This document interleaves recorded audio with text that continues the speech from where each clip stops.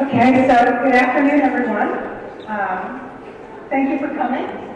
If you don't know me, my name is Marie K. Shanahan, and I'm an assistant professor of journalism here at UConn. And we are very grateful to have this notable panel of journalists here to talk about a very timely and important topic, confronting racism as journalists, and basically what is the news media's responsibility.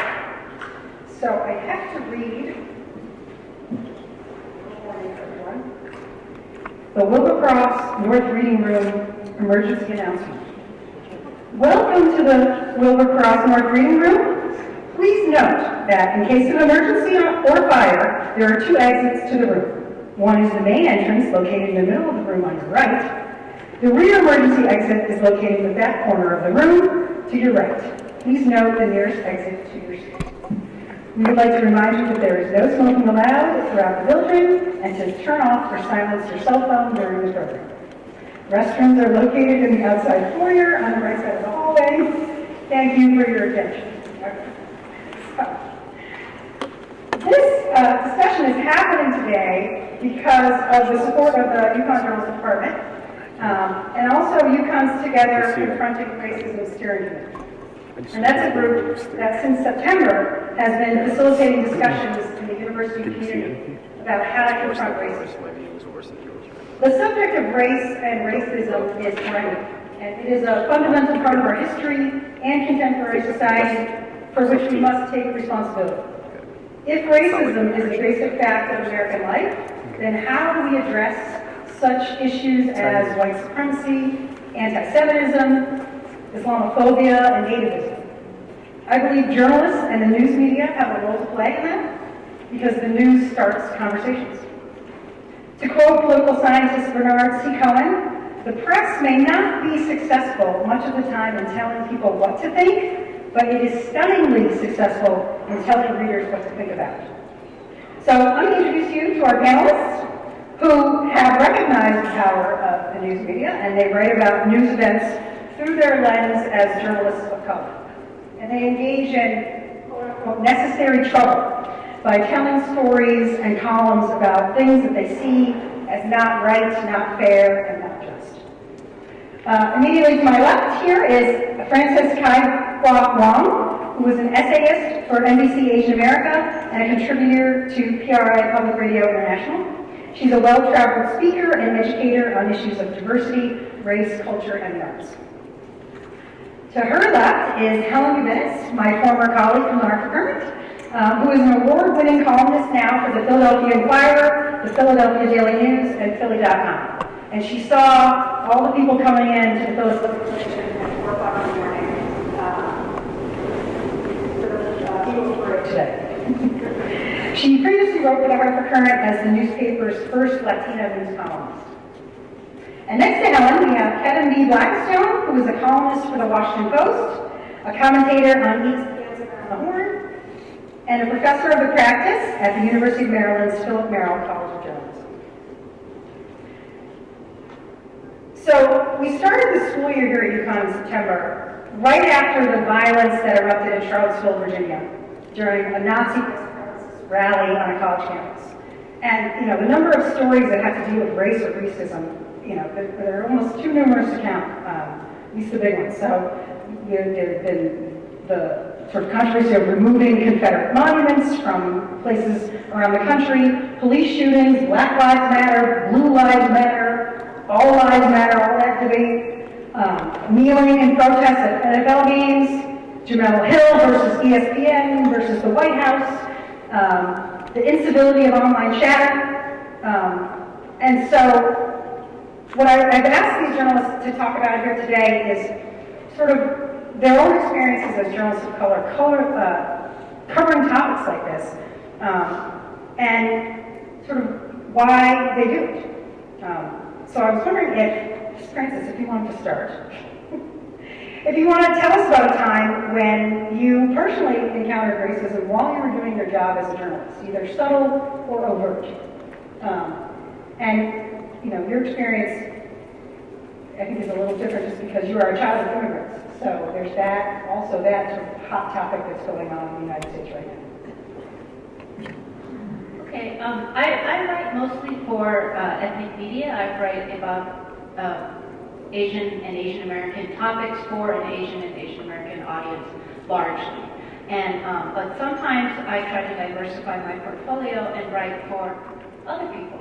And so one time I was working with a local editor of a local magazine, and I was doing a little profile about, you know, Taiwanese daycare owner, you know, a little bit of color. I thought, you know, it would be nice for them to include the people of color in our community. So I was doing it, you know, I was trying to be helpful, I thought. And as we're discussing the story, she wanted to know what the woman's citizenship was. And I thought that was really rude. I'm like, I don't want to ask her what her citizenship is. That's totally irrelevant to the story. And she said, it's not irrelevant. We did a story once who was about a British man who was undocumented and lived in America for 10 years, and we asked him what his citizenship was. I'm like, but that's a story about being undocumented. That's completely different. So anyways, we got in a big fight.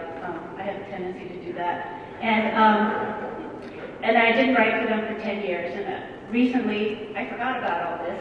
And so I went and I proposed another story about, you know, all interesting people of color in our community that I know. And I proposed a local poet, an Indian American poet, and she said, yes, that would be great. Make sure you ask her what her citizenship is and what she thinks about Prime Minister Modi. And I'm like, she's a poet, right? This has nothing to do with anything, and I don't think this is really appropriate. And we got in a big fight, and I left again. So, I mean, the challenges, you know, as a journalist, and Helen, I'm going to throw this to you next, is how do you think your experience as a female journalist of color is perhaps different from that of journalists who is not? Well, I mean, I think obviously I've become there's a double target there, right? I'm a woman, I'm a person of color, and I'm also a columnist. And I bring that up because in a lot of people's minds, I'm not what a columnist looks like. When, you know, they look at the papers, most of the columnists don't look like me. They mostly are white, middle-aged men. So I sort of get it on 3 levels, you know, gender, my ethnicity, and just sort of my role, where for many people, it's funny, I thought about a lot of because we invite us here about the sort of hate mail I get and how people react to me, and when I boil it down, it's people who have a real problem with the audacity of a woman of color to sort of to have a platform to write about other people of color and on topics about people of color. So basically get it up to So, Kevin, I'm curious, is it okay to use the R word? Because I feel like racist? Yes. Racist. It is. Racist? It is, but you know, I generally steer clear of it. And how come? The reason is because it's such a hot button of a word that when you use it, the reaction is often to obfuscate the issue that you want to talk about, because then people just focus on the word. So my upbringing in journalism really is rooted in a place that I worked first in Chicago during my senior year in college, which I really loved. I really wanted to work at this publication called the Chicago Reporter. And the Chicago Reporter was a monthly, still exists today, it's a monthly newsletter that investigates racial and social issues in Chicago. And it was founded by 2 people, John McDermott, who good white Irish Catholic from Philadelphia, and a black woman by the name of Lillian Calhoun. And the type of reporting that they set out to do was something that I don't know if they came up with the phrase or they borrowed the phrase. We used to talk about dispassionate journalism. And dispassionate journalism during reporting of race meant that we investigated issues, we compiled irrefutable data and facts, and then we put flesh and blood on the bones of that data. And so we wouldn't call the public school system in Chicago a racist system, but the numbers, the data that we compile and lay out in the public let them down. So, given that that is the way that I started in journalism, I'm not likely to call Donald Sterling a racist.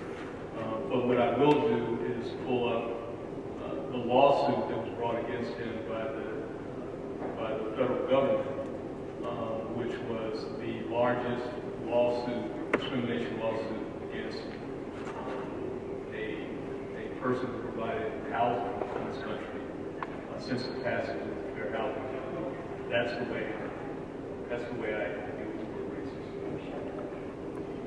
Well, when I was doing research for this event today, I looked up a lot of statistics, mostly by the Pew Research Center, that talked about how the public is so divided right now about race, and to the extent to which discrimination exists, and what, if any, approaches should be undertaken to address it, and that when asked generally about discrimination in the country today, 57% of people that they polled said the bigger problem is people not seeing discrimination where it really does exist. And then 39% say the bigger problem is that people seeing discrimination where it's not actually there, so they're making it up. The same with views about immigrants, where 68% say openness to foreigners is essential to who we are as a nation, while 29% say that America is too open to people from all over the world and we risk using our identity as a nation. So there's this big divide, as we know, with politics in our country right now. And there are people who think that we just talk about race too much. In 2016, there was another Pew Research Center study that found that white people really are much less likely to talk about racial issues on social media. 1 in 4 black respondents told Pew that most of the content they see on social media is about race.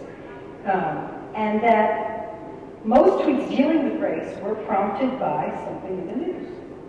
So that means the stuff that we talk about, the stuff that we cover, is prompting those conversations, but they only seem to be happening with one side.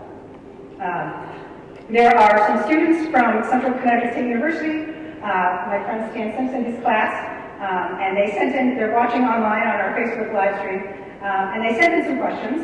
And one of the questions that they had asked was about, with Twitter making a rise in social media platform, do you feel that there's this separation of forms makes it really hard for sort of like equal representation competition? There's black Twitter and there's white Twitter.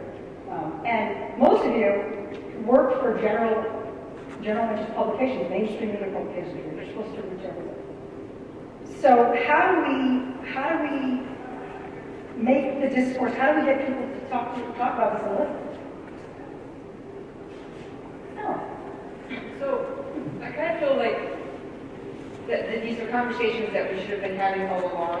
And part of the problem, I think, is that is part of what journalism does, for good or bad, is that we react to things.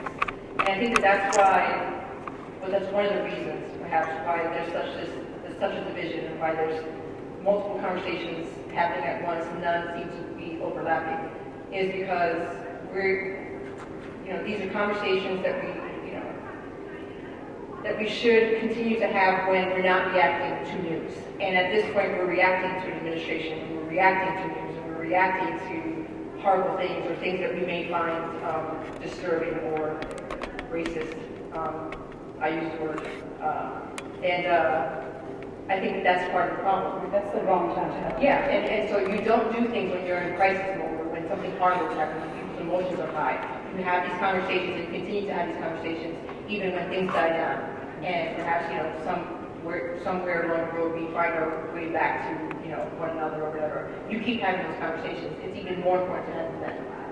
So do you guys, all three of you are columnists or essayists, do you revisit these issues, after a while? Like, it's a lot of times, the news cycle moves so fast nowadays. It's like you put a spotlight on something in the morning, and then by the afternoon, nobody cares what's going on. Is it your responsibility to keep talking about it? I've probably written more about Donald Trump in my columns the last year and a half than anything. And he is a recurring theme in sports. And one of the great things about sports, we're talking about getting people to talk about things. Sports is undeniable. It can't be ignored. It happens in sports. Everybody talks about it. So I'm in a good place as far as that's concerned. And Donald Trump's continued intrusion into sports, him politicizing sports to a level that we've not seen before, at least not overtly, has meant that I've been able to return to it. And people want to talk about it. I'll just pick one theme. So before the election, I did a video column, like those now, on why no championship team should continue the tradition of visiting the White House with Donald Trump as president. If you believe that sports is a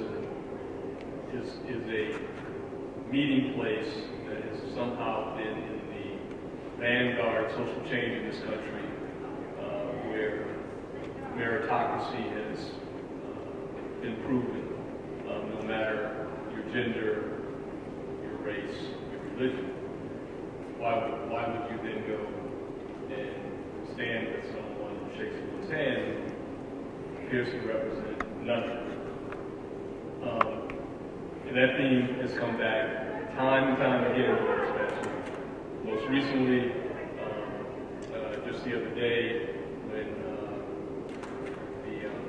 I never forget his name, is it Aaron Reagan?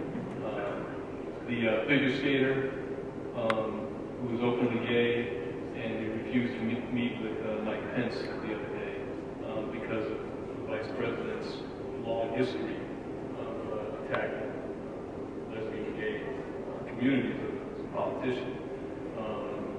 Lindsey Vaughn came out and said that she's skating this time for the country, not so much for the flag, not for this president.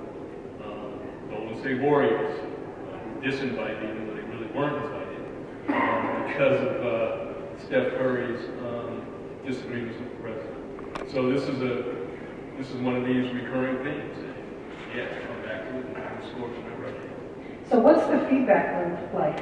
We know that there's feedback loop nowadays. It's a lot faster and quicker than old newspaper. Right. And then the feedback, of course, is the trite argument that you should stick to sports. I don't recall Joe the plumber being told to stick to plumbing, and he criticized President Obama. I've never heard a class of people, based on their vocation or their profession, being told not to be involved in politics because of that. So that's always struck me as very strange. But that is generally the reaction. Now, what about you, Helen? When you write about something that has to do with race and inequality, and what's the feedback loop for you? It's a mixed bag. Often they attack, and again, this sort of speaks to how readers react to a woman of color who's a columnist. So they often it's not they react to the content, but they also suddenly I'm ugly. I need to get a husband. It becomes weirdly sexual and sort of like sexist, and it's like, did you read my column, or did you just look at my picture and think that I was ugly? It's very weird. And then when they do get to the content, it's interesting in Philly because I often get like, go back to name your spot, usually nowhere that I've ever sort of been or am from. But, I'm sure there are lovely places, but I have the right to speak on ABC because I'm not from Philly. And one of those things came up, and I don't usually cover sports. And I didn't think this was a sports story because I don't really know sports. But we had, in case you missed it, but we won, Eagles. I'm still lying because I'm actually a Patriots. Can you cut that part out? And I wrote it. I ended up writing a column. We had this, we had this big, win, and people came out to the streets, and it was sort of amazing. And obviously, most of the celebration was great, and then a lot of it was not. You know, I mean, there was vandalism, there was looting, there was some really embarrassing things, like I said earlier in the class, that should be illegal. You know, some dude decided that he was going to celebrate by eating horse poop. I don't get it. But I was interested in that story because I was interested in how we as journalists framed that and how different it was for when we were writing about it. You know, how we treated, you know, young, mostly, well, not young suburban sort of fans coming in and celebrating and screwing up a lot of things. And we sort of like dismissed that as opposed to when we covered, say, Black Lives Matter protests. And it was very, very different. And so I find myself more and more lately sort of looking inward in terms of journalism and how we frame things and how we often fail. Because there's a very different sort of way we treat two groups of people, gathering, protesting, celebrating, and the response there was, as you would imagine, you know, pretty negative. And it wasn't just like, you're a racist, you're a race baiter, or you're not from here, how dare you. And it's very immediate. Right, because it's on Twitter. Oh my God, it's just sort of like, you know, you hit send, it's on there, and suddenly it's like, phew, it's like, you know when your column hits the website, because you're like, oh, yeah, here we are. We're going to do this now, you know? So do you ever get positive feedback, any of you? You know, are there ever people who are like, yes, I'm so glad you wrote about that. It's really important. You know, that was important to me. Right. Yeah, well, I used to have a column in AnnArbor.com for a few years. We were the first city in America to not have a daily paper.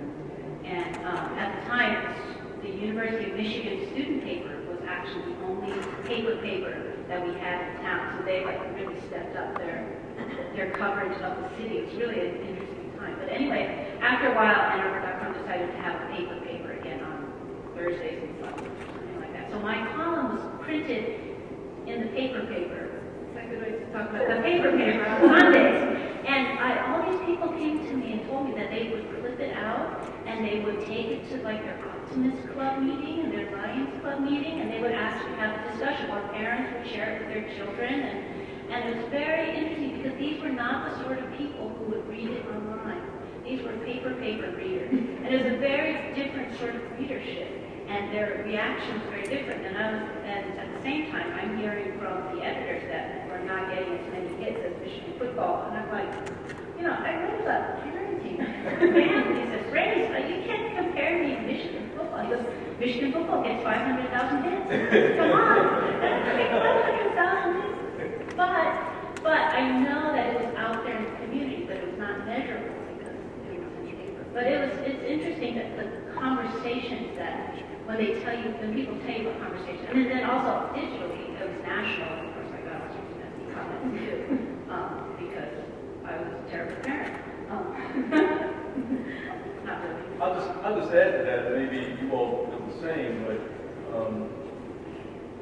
what pleases me in terms of the positive response is when you get a response from someone who says, you know what, I hadn't thought about that the way that you just presented it. So now I see another perspective. Now I can understand this differently. Now I can look at it differently. That's when I know I hit the mark.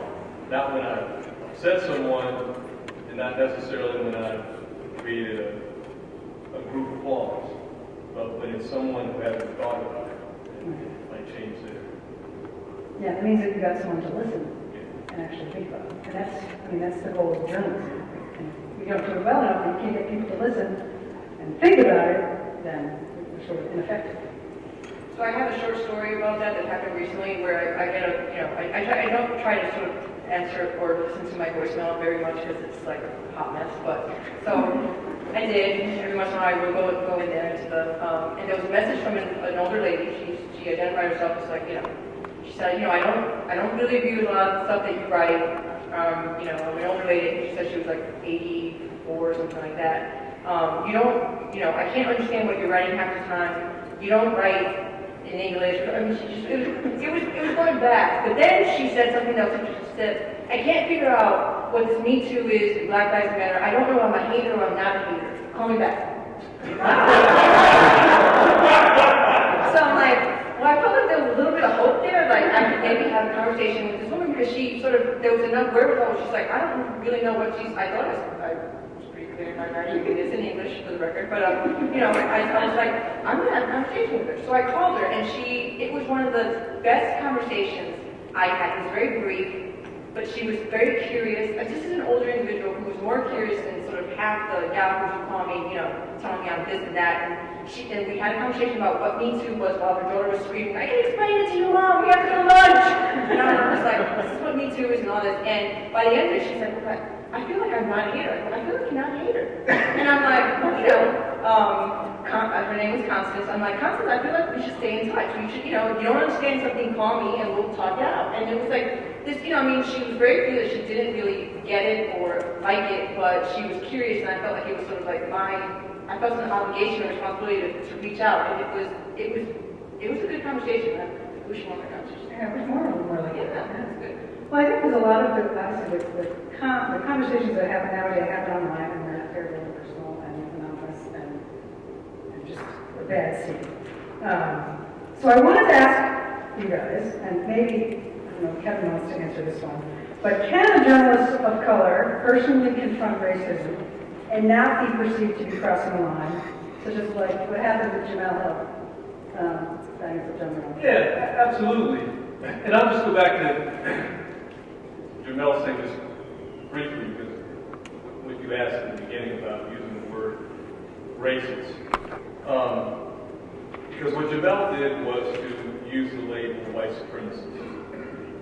And that caused a firestorm. But a few days earlier in the Atlantic, Ta-Nehisi Coates wrote a really nuanced essay. I think it was entitled "The First White President," something like that, where he laid out an argument for this president as a white supremacist. So, and I know Twitter is this, and the Atlantic is something back to contemplate. But that's kind of what I'm getting at. We use, no one paid attention to anything except that grenade going on. They didn't pay attention to everything that went into it because there wasn't much that went into it. You can't 140 characters whenever Twitter allows us to do that. Can you confront? Absolutely, you can confront racism, and I think that's what we do when we write. We do it through essays, or we do it through commentary on video, commentary on radio. Everything I do is personal to me as an attack on racism, bigotry, prejudice. Now, I may not be pointing my finger at a particular person and calling that person out or calling them a name, and it may not be something that happened personally to me, but this is the oxygen in which that I breathe every day. When you talk about those statistics about who talks about race and who doesn't, people of color talk about it every day as it's like, what do you have for breakfast?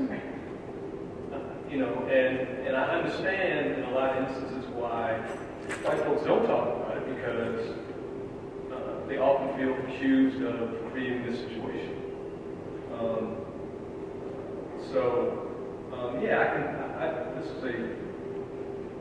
This condition is a personal affront to me.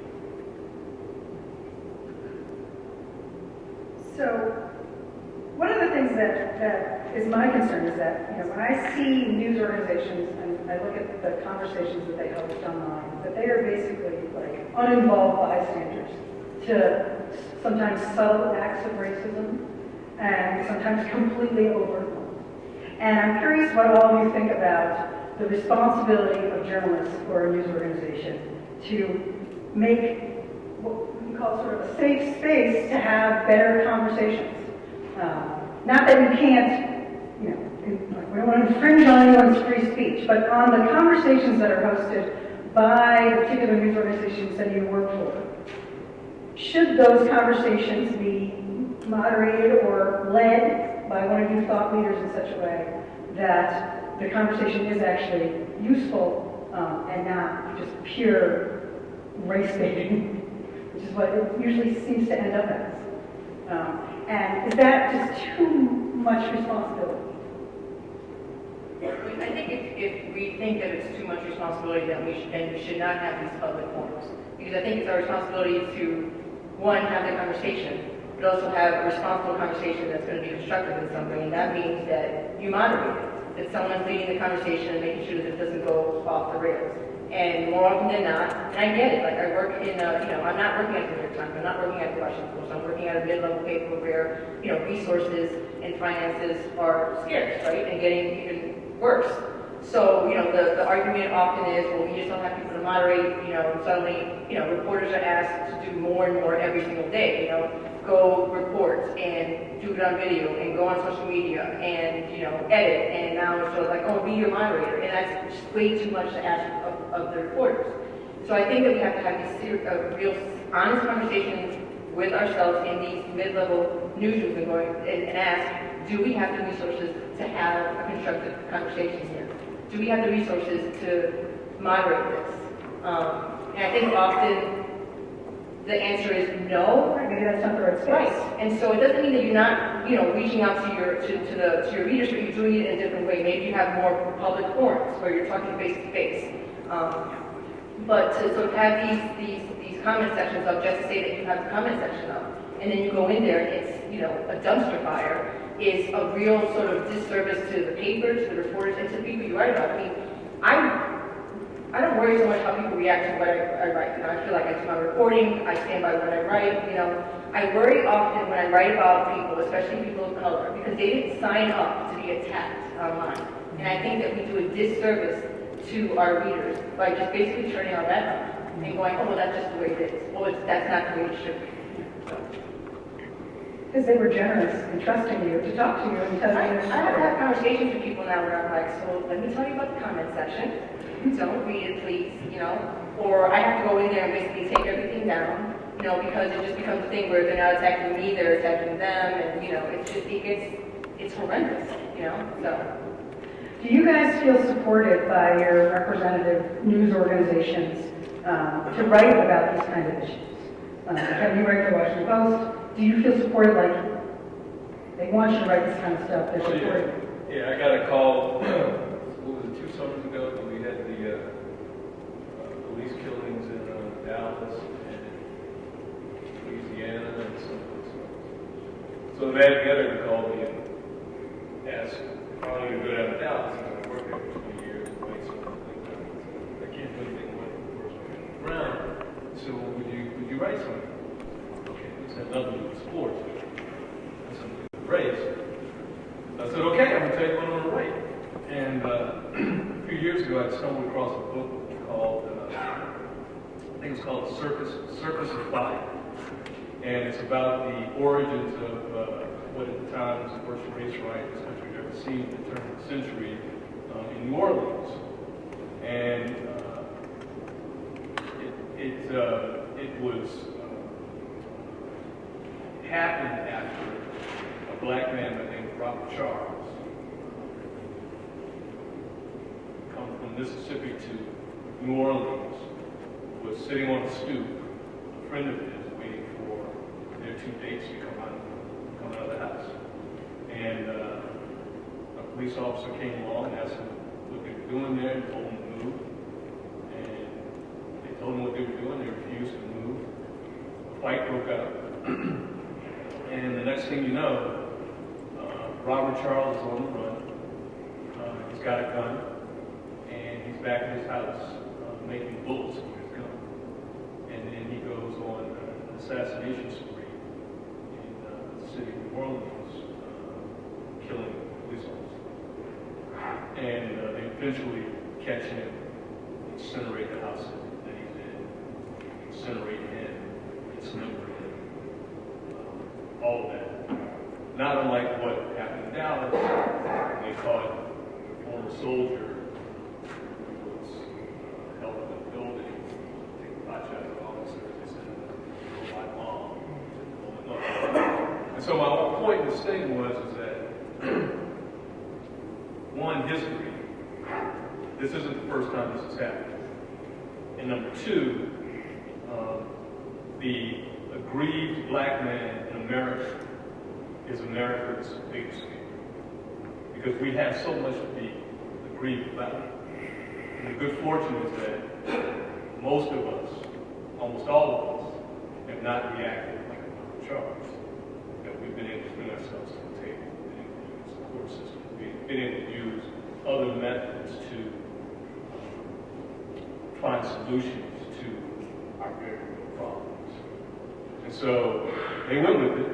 And I mean, I did my research. I knew about this thing, and I knew how this kind of fit together. And I was really excited because there's a scholar, I think it's like the greatest scholars in America, named Gerald Horne. I don't know if you guys heard of Gerald Horne. He's at the University of Houston. Dude, like 2 books a year. This guy's like the most brilliant dude. I don't even forget. But after I wrote my piece, he wrote a very similar piece. So I felt good that I beat Gerald Horne too much. But the point was, that they called me and they trusted me to write about this, and they didn't. They didn't say. It was pretty. They didn't say nothing.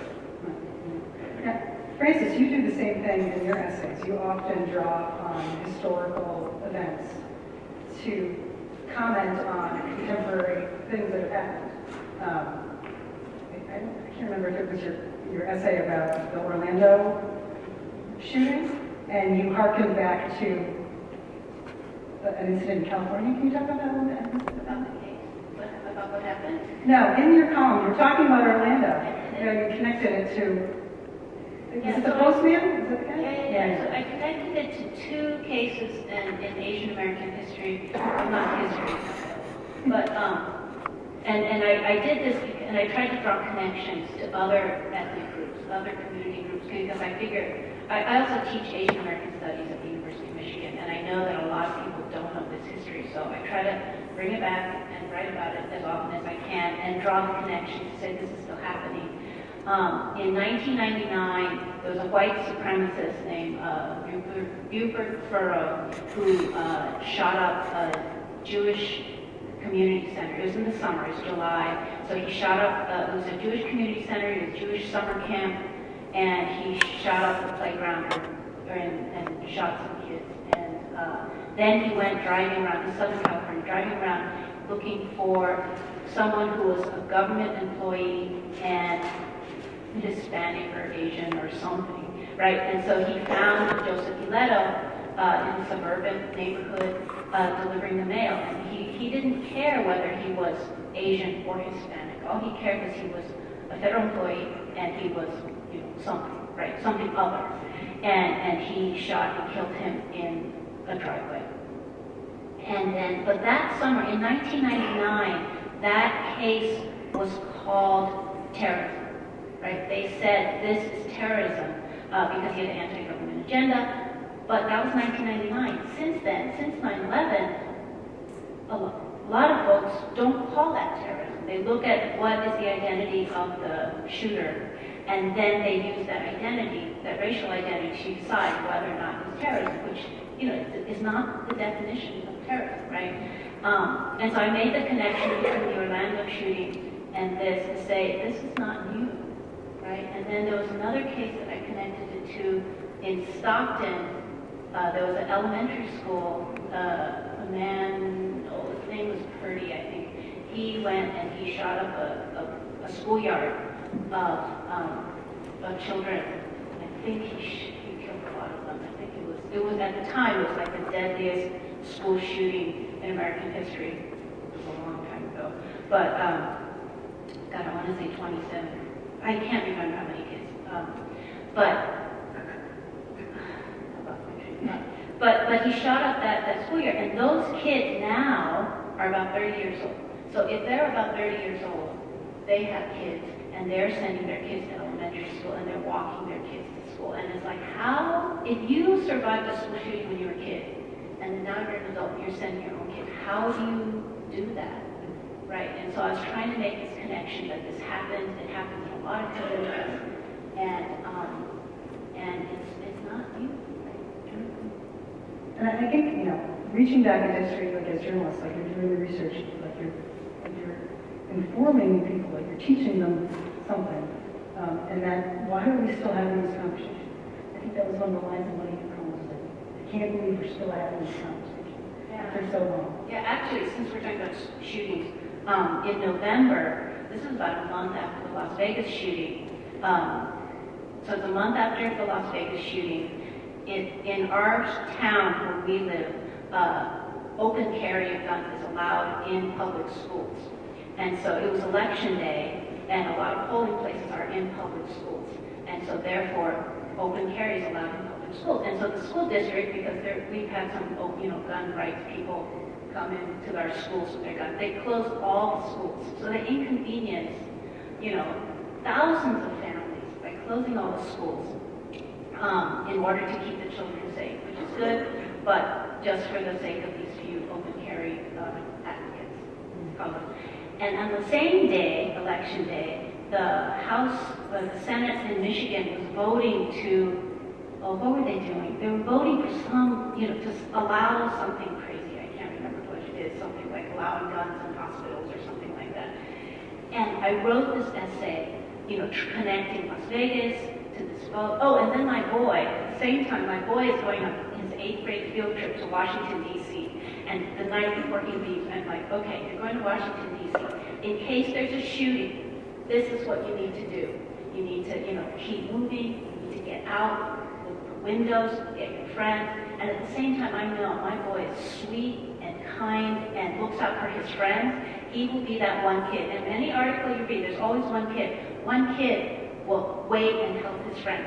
That's my boy. I'm like, and then so I lied to him. I gave him as much information as I could. And Washington Post published a very similar article the next day. I was like, I got it all right. And I lied to my son and told him, well, President Trump is out of the country while you're in Washington, D.C. Maybe it will be safer. I didn't believe it, but I wanted him to feel safe, so I lied, So I wrote this whole essay, and then I was like, but I have no punchline. I have no solution. I've written this essay so many times before, and it doesn't do any good, right? And I never submitted it, so I'm still sitting on it. I've got the nerve to rethink it and try to resubmit it, but at the time I was frozen. Is that true? Like, there's this whole movement right now with solutions journalism. Is there a solution to, race and racism other than just, plugging away at it and keep sort of putting it out there?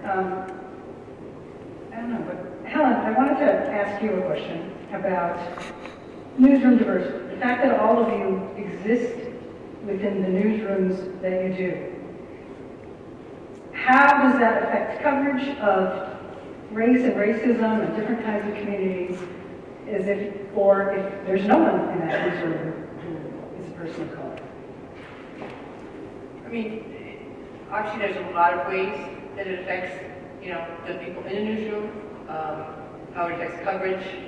We're talking about, worst case scenario, you're reinforcing stereotypes, you don't have the people, who have had life experience to sort of go out there and find stories and tell them in the right way. The thing that I talked a little bit about earlier today that really sort of bothers me in terms of the lack of diversity is that we're having a lot of conversations in newsrooms about attracting new audiences and how we're going to survive. But we have newsrooms that do not reflect the communities that we're basically saying, hey, we want you to trust us, to buy our product, to help us survive, while at the same time ignoring their realities and not having people in the newsrooms to tell their stories, to tell them in perhaps the right way with the right nuance.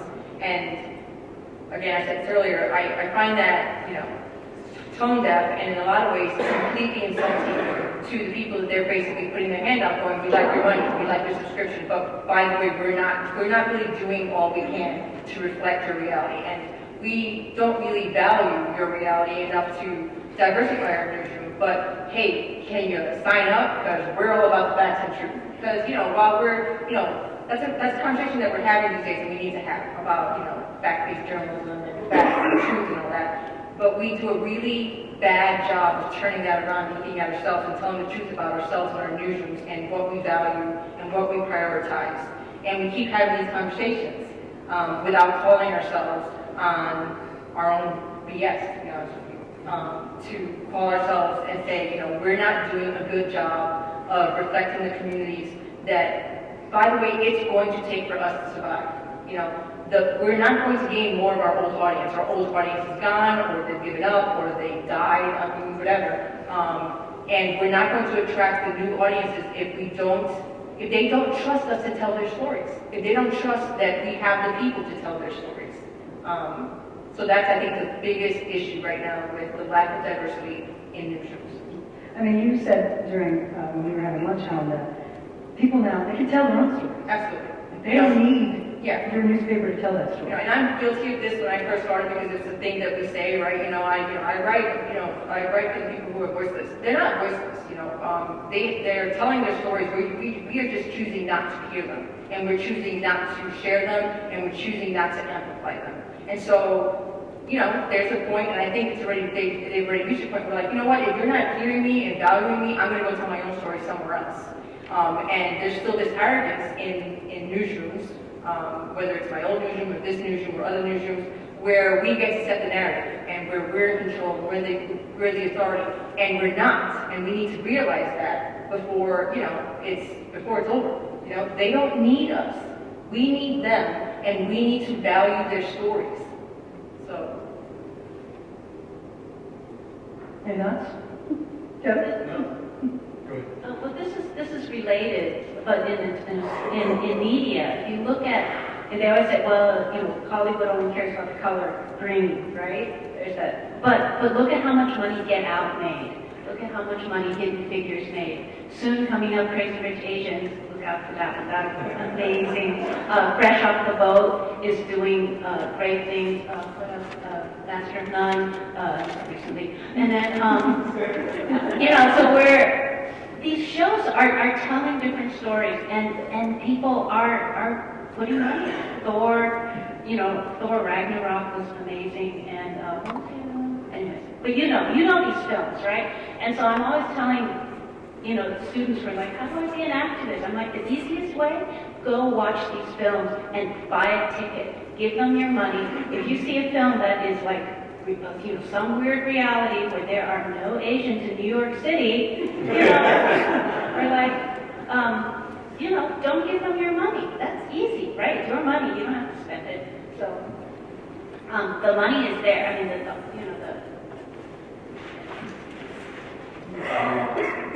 Diversity is critical. How many people were from Steve's class I spoke to earlier? Nobody see it?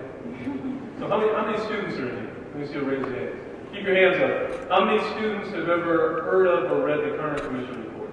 Keep your hand up. So, I was telling the class, the Current Commission report is something I read. It's on my father's shelf when I was growing up. And it's an autopsy of why America erupted into flames following the 1968 assassination. And one of the culprits that the Current Commission finds is the media. And one of the reasons the media is found to be a culprit is because the media in the late 1960s, early 1970s was virtually all white. Pretty much as all white as could possibly be. And so white reporters didn't report on the feelings, the conditions, the anger, the disenchantment in black communities. And there were no black reporters who were able to do that for those news outlets. And so that started the ramping up of news organizations, guilt-ridden, to hire people of color to start to bring a fuller view to all Americans, right? So that's why it's critical. The unfortunate thing now is that the digital age, I believe, has caused a U-turn Media had always been headed towards these benchmarks, these goals in terms of becoming more diverse. And then when the newspaper industries went into this transition period that it's in, it's been replaced by a lot of digital media that is supposed to be run by people of an age and of a savviness that they will, they see a value in diversity because they grew up with this value. It is not true. Absolutely not true. And so today, media is worse off when it comes to diversity than ever before. And you see some glaring examples of that pop up every year, where things should have been flagged. But I'll just think, how many people here are big sports fans? How many of you are familiar with the new site that started up about a little less than a year ago called The Athletic? Okay. So The Athletic starts out, and I know these people. And I think it was the one in Philadelphia, the athletic site out of Philadelphia. They put on Twitter a picture of their new staff. They had just assembled about 10, 12 people. And how proud they were, and come read The Athletic. You know what? All white. We're like, are you kidding me? In 2017, an all-white staff that covers sports which are primarily played by men of color. And so you are going to interpret for the rest of the country, or at least for your readership, how these men of color perform, what that means. That's the problem. That's the problem. That's why diversity is important. It's also a problem because it's the first thing that goes out the window whenever times get tough. And there's, I mean, that's what happened when we first started, you know. It was a priority, supposedly. And then things got tough, and the first thing that went out the window was the one thing that could have actually saved us and could have put us in a better sort of spot. Is sort of like having diversity in the newsroom to reach these new audiences that we're so desperate to have. You know, and so now we're back having more discussions and patting ourselves on the back and saying, like, we're talking about it again. And I'm just like, Jesus H, we talked about this 20 years ago and 10 years ago, and we're having the same conversation about hiring. And that's fine, except that's one step. So, you know, hiring people is not is the beginning, the very beginning. It's sort of, you have to talk about retention and support and what happens when a person is in your newsroom. And when it's time to say, you know, hire for an important position, you know, like an investigative reporter or a columnist, and that's an opportunity to say, okay, like we prioritize diversity, right? We prioritize inclusion. So let's talk about that. Like, who do we want for this position? And more often than not, people are basically looking around the newsroom going, that guy's good, or they're looking, you know, at their own networks, and we end up we're making the same mistakes all over again, often. So one of the nice things about social media and digital media, and I want to say ethnic media, because I come from ethnic media, is that social media and digital media give us a platform. We don't need the original gatekeepers. I promise if you want to be paid decently, you sort of do need the gatekeepers. But it's a way, at least the stories are being told and the voices are coming out and we're telling the story. So like when I don't read too well. I read a lot of ethnic media, right? I love this stuff because I trust the voices. I know that they are going to talk about race in a way that makes sense to me, or rather, in an informed way. We say they know what they're talking about, and that makes a difference. And so, ethnic media, there's a lot going on there, a lot of opportunity there. Do you think that, as I know you write for NBC News, but they have those channels specifically for, you know, for Asian Americans, for African Americans, for Latinos, is putting people into their own silos a good idea? Does your stuff ever flow out of that? Oh yeah, Is this like onto the main news site? Absolutely. So NBC News is one of the very few, if not only, mainstream media outlet that has a vertical dedicated to. It's called NBC BLK, NBC Latino, but the only ones that have NBC Asian America, NBC Out. But anyway, so we have these ethnic verticals, right? And so we write about issues that are relevant. But what I do again, this is a strategy move, right? I look for articles where there's crossover. Whereas I look for, like I wrote a story about a drag queen who did story time at a library in San Francisco, who was Asian, and I could cross-post that, right, in NBC Out as well as NBC Asian America. And I look for stories where there's crossover between NBC Latino and NBC Asian America. I do a lot of stories about the Arab American and Muslim American community, so there's a lot of crossover with the African America, NBC BLK as well as NBC Asian America.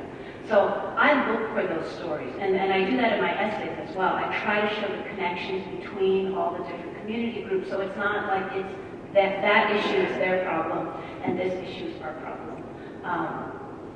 And show that we have more in common than not. That's one of the things that keeps me going. Yeah. I mean, one thing obviously about journalism that's good is that we're supposed to be reasoned and thoughtful. It's not Twitter. And so that's something that I'm willing to support. That's something I'm willing to pay for. But I don't know about everybody else, depending on what they're looking for. But obviously, journalists have a goal. I mean, here in the UConn Journalism Department, one of our, part of our mission is diversity. I mean, that's sort of written into our thing. Diversity, when I talk to my advisees, I let them know that diversity is not just, someone who looks different than you. Maybe it's someone who has a different religion than you. Maybe it's someone who has a different income than you. And making a point to talk to someone who is nothing like you and doesn't think like you at all. Because by going through that, you will know more, you will understand more, and you'll be a better journalist. Can someone who is not a journalist of color cover race adequately? I mean, I think that the simple answer is yes, but it's going to take a commitment to diversify their sources and reach out to people of color to maybe add context, to have conversations about, hey, this is the story I'm thinking about, here's how I'm thinking about approaching it. It's about having a lot of conversations before the final product, whether it's with colleagues, with people in the community. It's about reaching beyond, sort of like, we get very comfortable with, everybody uses the same gadfly, or everybody, and so you have to sort of push yourself beyond that. And then also sort of check your own biases and to check yourself, and again, that goes back to having a trusted circle of people that you're like, can you check me if I'm wrong here? It's possible, but then, what you can't sort of recreate is life experience. Sort of goes back to what you were saying, being a person of color, I'm a woman of color, I'm a female journalist of color in the world. This is how I present, I don't have to ask people what it's like. I live it every single day, I mean, when I walk into a room, the first thing people see is this, it's not like, oh, that's someone who's it's like, that's a woman of color. And so I think that no matter how much someone, and it'll be a fine story, I'm not saying it won't be, but you can't, there's value to that, to being that person who is a man or a woman of color, to being that person who, grew up in rural America, or who, grew up in the projects. And so I think that rather than sort of, recreate it or have somebody, do sort of, have added layers to their job, bring those people into the newsroom. What do you think, Dan? Yeah, I mean, sometimes I wonder about that. Fortunately, I've worked with a lot of white journalists who tackle race issues fearlessly and do a good job at it. But they also do exactly what Helen's taught. They don't do it on their own, right? They do more listening than talk. So they're able to gather things. And I'm gonna say, sometimes I'm very uncomfortable reading white writers writing in depth about black people.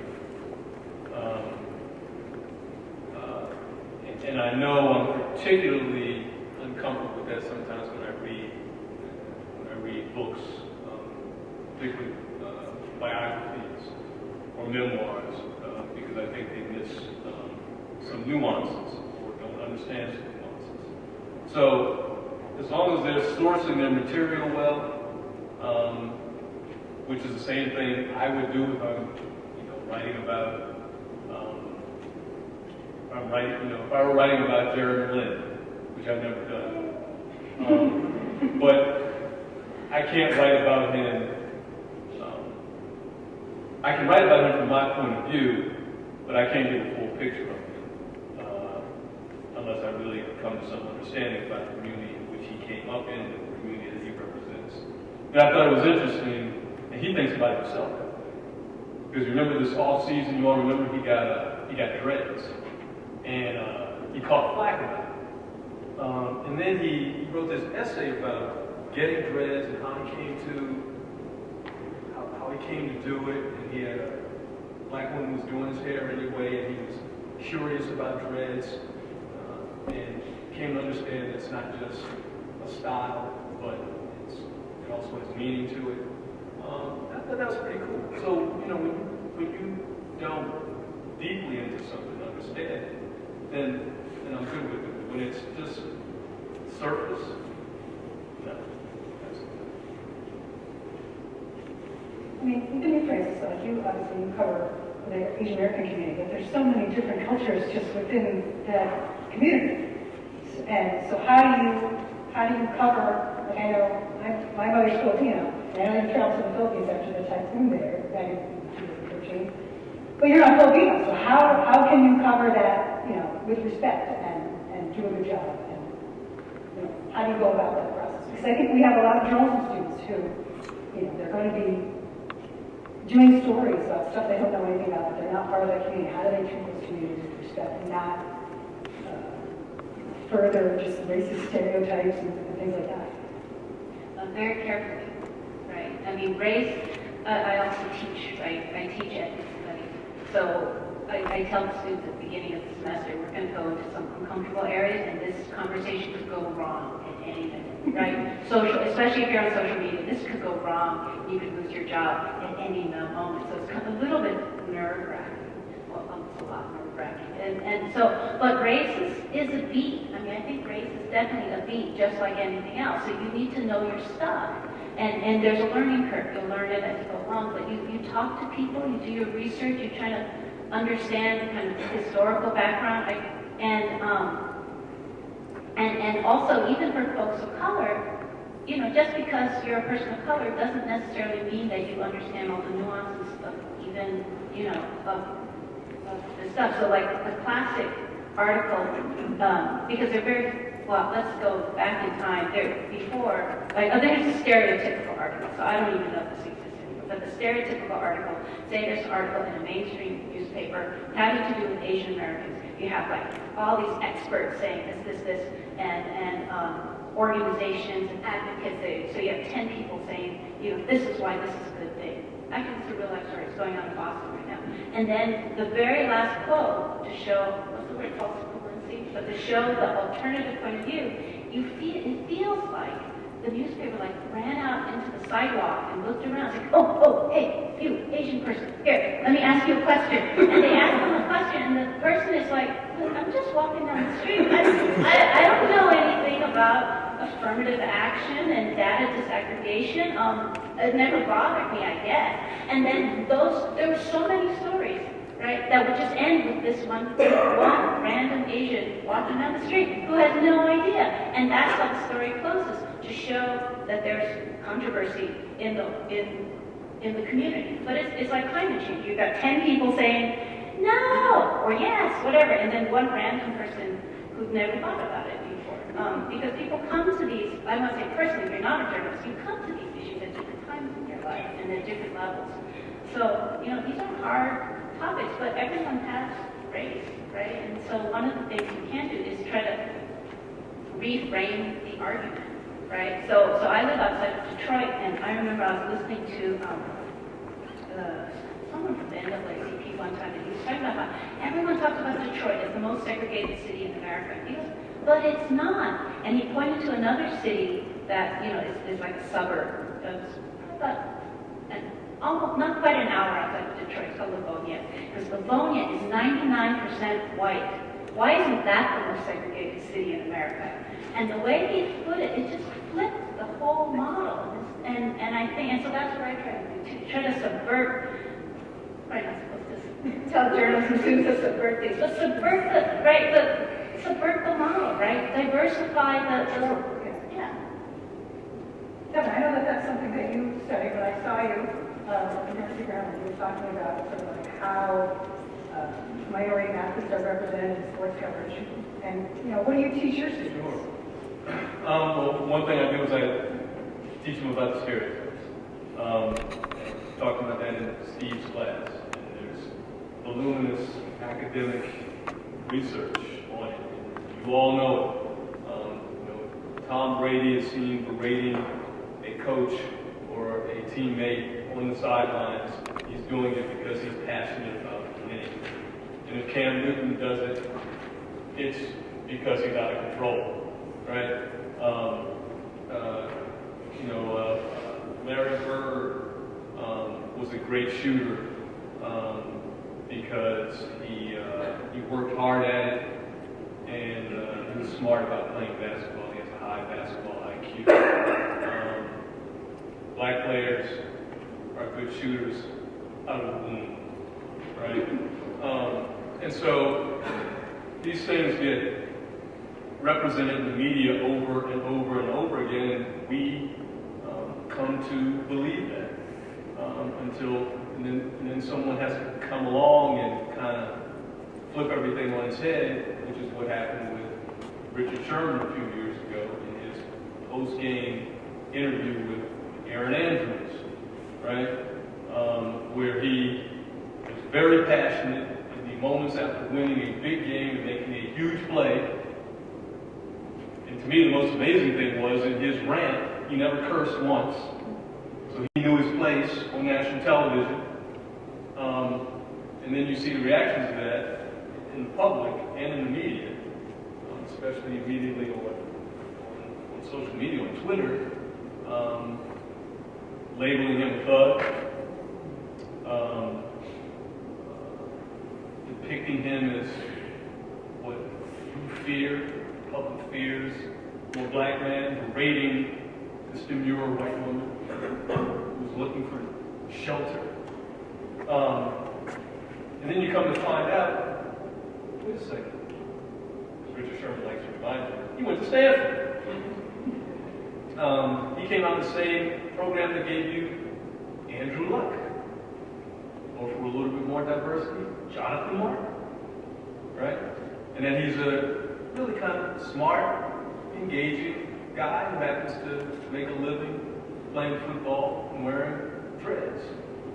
And so that forced people to have to think about things a little bit differently. Or like John Michelle with the Baltimore Ravens. Big black guy.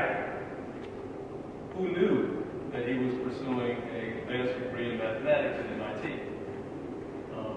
And actually was working with a friend of mine who's a PhD mathematician who amazingly quoted himself more in his own dissertation than Einstein that did, where he's working with Michelle on some string theory stuff. So, and as it was mentioned here, I mean, the thing is that we in the media, we create these frames, we construct these realities for the rest of the public. And particularly in sports, when it comes to black males, I think about that all the time. Because most people get to know black males through sports and entertainment until President Obama. And so, if that's your vantage point, that's where you get to know people, because you don't go to church, together. Actually, I don't go to church at all. That's us. Church and golf, hand in hand with me. We'll discuss that later. We don't necessarily break bread together. We might work together and then we go home to separate places. But if everything is constructed through the lens that we in the media use, it's not always very helpful. In fact, it's very hurtful to our relationships. So it's, I think, what you're saying, like as students, as journalism students, whatever story you approach, you sort of check yourself. Know what your assumptions are that you're bringing to the table and realize what those are so that maybe you can get past them or overcome them. I did see one solution for a newsroom, is that at the Seattle Times, because newsrooms are run by human beings, and human beings have a lot of blind spots sometimes, and they make mistakes, and they're tone deaf sometimes in their coverage of things, and publish some insensitive things sometimes, or just something downright offensive, that's happened plenty of times, is that we don't see that tone deafness early enough in the process of the coverage to correct it. And sometimes it's because the right person isn't in the newsroom, or maybe we haven't gotten to the right person, didn't hear about it beforehand. Right? So you got to fix it all after we've lost the trust of the community that we were trying to cover. So they actually created a Slack group. Those of you who are in my class this semester using Slack. So this newsroom has a Slack group where people can go in, you can see the budgets, you see what people are working on, and sort of check it ahead of time. Not perfect. The Seattle Times reports that there's still some trust there. It's a very public system, so if someone goes in there and they're seen as an angry person of color, sort of going in there, that can happen. But at least they're trying to open up the dialogue, even just within the newsroom, to try and say, okay, we're going to be writing a story about the Chinese community in Ann Arbor, but I don't know anything about that. But we do have this person in our newsroom who comes from there or knows about it. Let's check with them to see are we hitting the right tone.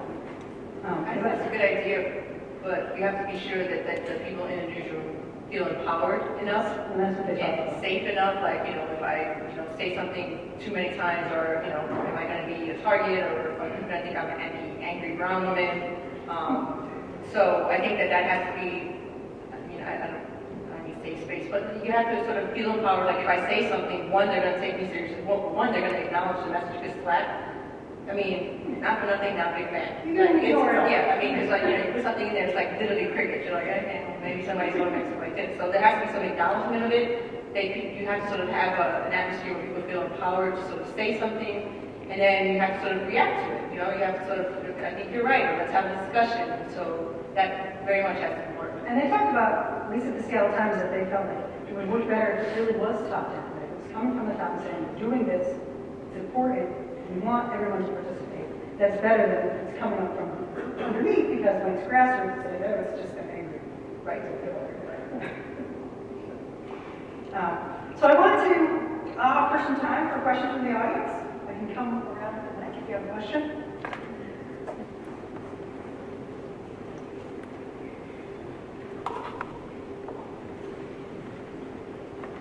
Hi. I help run a student newspaper here at UConn, the Daily Campus. I run the news section in particular, and all of our writers are on a volunteer basis. They're free to come and go. We don't necessarily hire people off the bat. What can I do to encourage diversity in my newsroom? Because I notice a lot of my writers are not necessarily people of color. Recruit. I mean, colleges do rush, right? Rush for your newspaper. Approach the Black student organization, see if there's somebody there who would like the Hispanic student organization. You gotta recruit, because for the most part, they just probably not arriving at your enforcement. Especially if there's not a history of people of color in the newspaper, right? So there's no lineage. So you need to create it. Go to journalism classes at the beginning of the semester. We're looking for writers, photographers, and editors. If you are interested, please come. Communicate do the same thing. Wherever you think you can find people interested in chronicling current events. A lot of times they're actually not in the journalism schools or in the journalism classes. Like sometimes,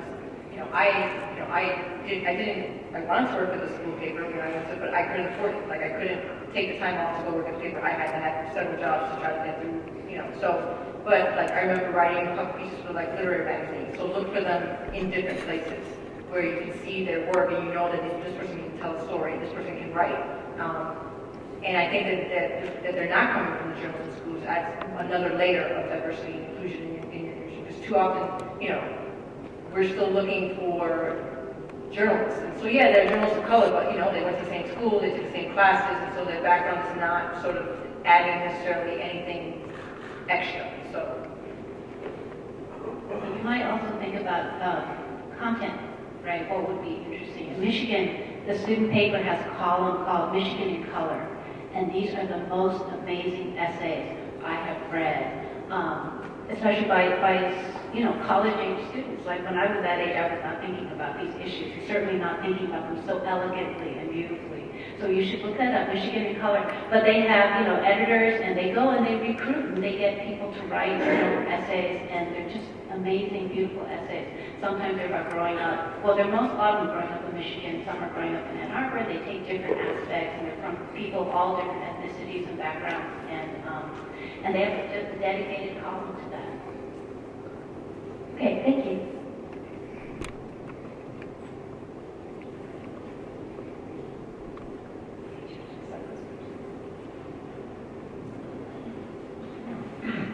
This kind of goes to Kevin. There's the ruling rule of the law To encourage the at least prospective hiring of people of color for positions or positions. How do you think that has worked so far? There's a little bit of a debate about it in sports currently, and how can it be applied to journalism in general? I know the people that drafted the Rooney Rule. John Cochran, Cyrus Mary, a friend of mine wrote a book about it.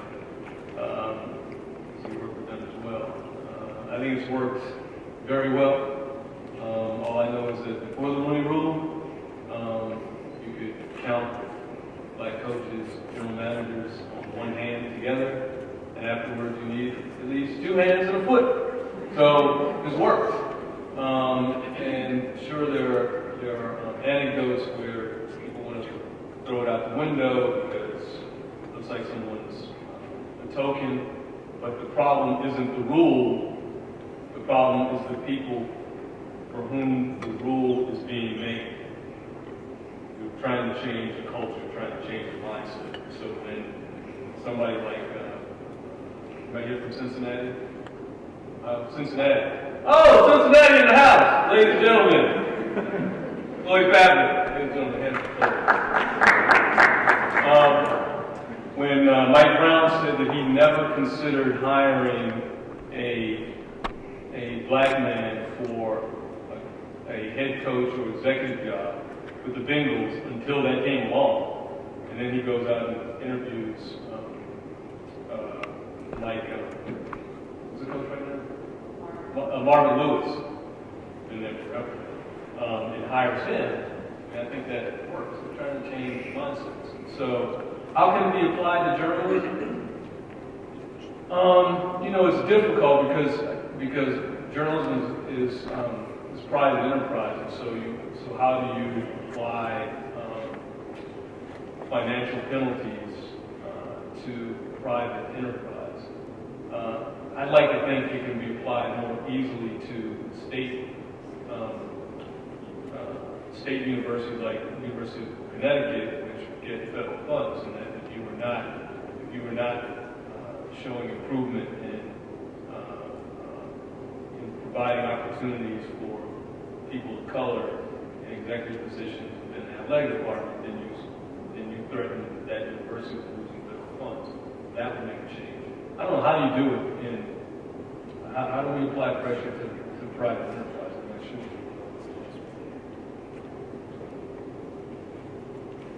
The LA Times was just bought by an Asian American billionaire. Right, that's right.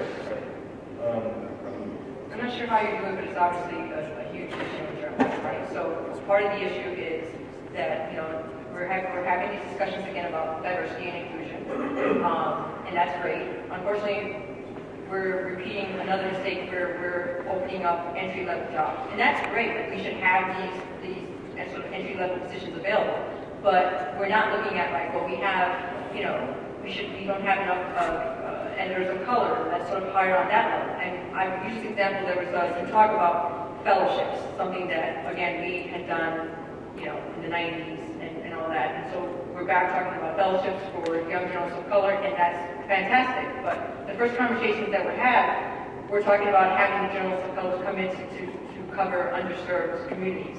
And my question was why? Why can't we have the journalists of color come in here and write for the business section and the investigative section? And why can't we look for, mid-level managers or editors of color who maybe want sort of a change and bring them in? And so there's no penalty there, but those are the conversations that need to happen. And unfortunately, we're still having that. We're having that same conversation, this is great, we have opportunities for young journalists, and that's yay, but, that's not going to change very much because you're still sort of starting here. But I don't know how to force somebody to do that.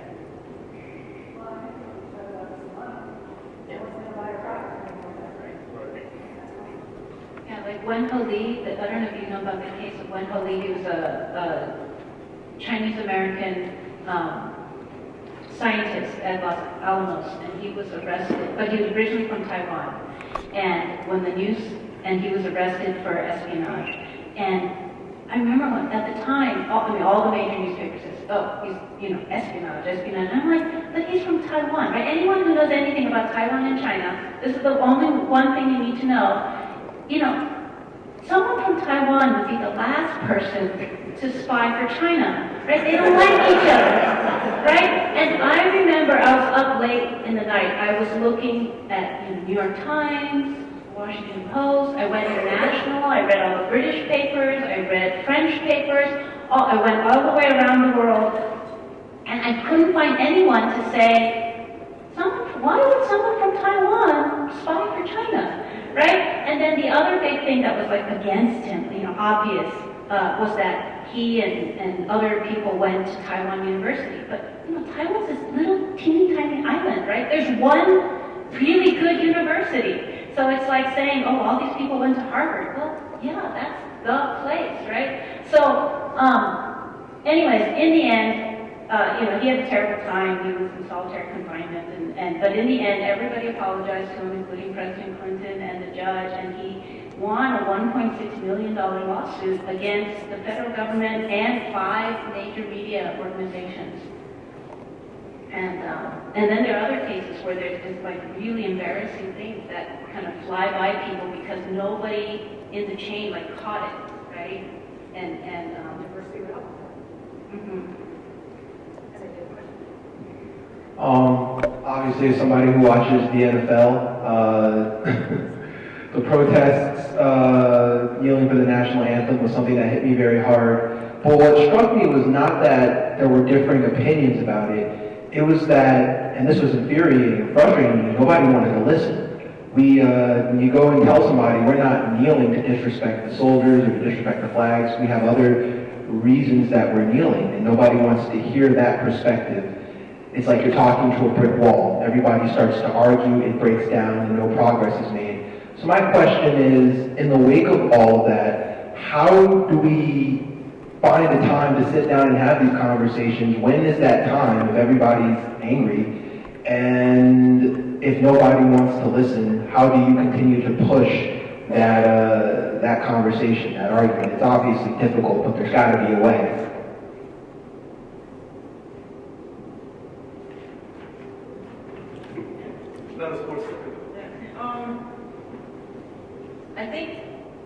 I don't have an easy answer to that. That's a fantastic question. But I think that you just don't stop pushing and you don't stop having that conversation. And you do, like Kevin said, you revisit these issues, several times. Help me out, Kevin. Yeah. Because there's not an easy answer. I would love to be this is A, we do A, B, and C, and this is going to happen. The fact of the matter is that we're living in, and we all know, we're living in a time where we're not listening to one another. We've chosen our sides, we're staying there, we're super angry. We're choosing not to listen to one another. And so I think newsrooms and journalists have a role here, right? And I think we need to take it offline. We need to stop sort of trying to have these conversations, let's have a Facebook Live, we need to stop. There's room for that, but we need to have people in the same room. We don't need to go old school, get everybody in the room, let's have a conversation, and And let's not act like it's gonna, we're gonna solve everything in this one conversation. Let's find different ways of having this conversation with different people at different times, and continue to have that conversation because, these are, this is an uncomfortable time, right? It's an uncomfortable, these issues are uncomfortable. But they're uncomfortable because these are issues that we should have been talking about for a very long time. And so we're finally doing it, and I think, journalists and I think just people in general, our tendency is to like, okay, let's get it done, okay, everything's fixed, we're fine. And we need to really stop doing that. And so it's like, put the brakes on that and go, this is gonna take a really long time for us to start to figure this out and have this conversation. It's gonna take conversation after conversation with different people over and over and over again. And not like there's gonna be, let's not expect that there's gonna be a solution, because there's probably not. But maybe somewhere in one of these conversations, people will find a way to at least listen to one another and hear it and say, you know what, I don't agree with you, but you made me think. And I just think that we just need to continue to do this. And I think if we do host those kinds of conversations, it's important to also report on them.